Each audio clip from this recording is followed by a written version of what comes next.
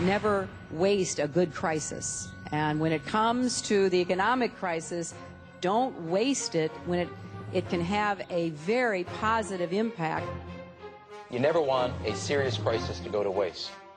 The way we're going to win over the long term is not just militarily. We've got to win over hearts and minds. And what that means is we've got to invest in countries that have no educational infrastructure, have no means for young people to get ahead. We've got to give them a stake in creating the kind of world order that I think all of us would like to see.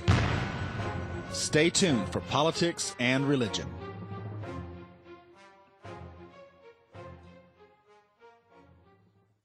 In the wake of the earthquake in Haiti, many people in Israel are worried about a similar earthquake there. They do have a number of earthquakes in Israel. They're located right along the Syrian-African rift. And according to the scientists there, they are overdue for a big one. Well, this is so interesting because the Bible actually prophesies a great earthquake for Israel in the times just ahead. The prophecy is located in Revelation chapter number 11, verse number 13.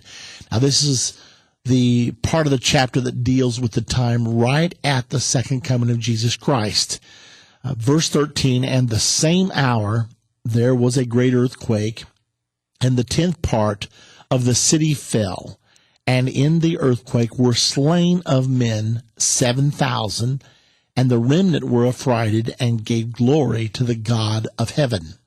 So this earthquake in Israel that will come right at the time of the second coming of Jesus Christ is going to kill 7,000. Another passage in Zechariah chapter number 14 tells us at this very same time an earthquake will split the Mount of Olives in two. I actually read a story from Haiti this past week where a man was standing there taking a picture and a hill just split right in two, right in front of his eyes, and a house went down into the opening that was created. Well, the Mount of Olives, which is located just east of Jerusalem, overlooking the Kidron Valley, overlooking the Temple Mount, the Mount of Olives is going to split into in just that way, according to the scripture of Zechariah chapter 14. And I think that's verse number 4 and 5 that records that.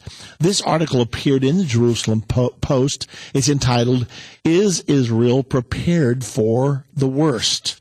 On Tuesday, the tropical country of Haiti experienced an earthquake with a magnitude of 7 on the Richter scale. Statistically speaking, Israel is likely to experience an earthquake of similar magnitude sometime in the next 50 years. Now, this is coming from the Jerusalem Post, actually dated January the 15th. We know for certain that it will happen in Israel, and we know that as time goes on, the chances of it taking place in our lifetime is greater, said Dr. Avi Shapira, the head of the government steering committee for the earthquake preparedness. With the average time span between earthquakes on the same scale in the region standing at 80 years, geology experts agree that Israel is long overdue for the next major earthquake and that it can happen at any time. The last one was 1927 in Israel.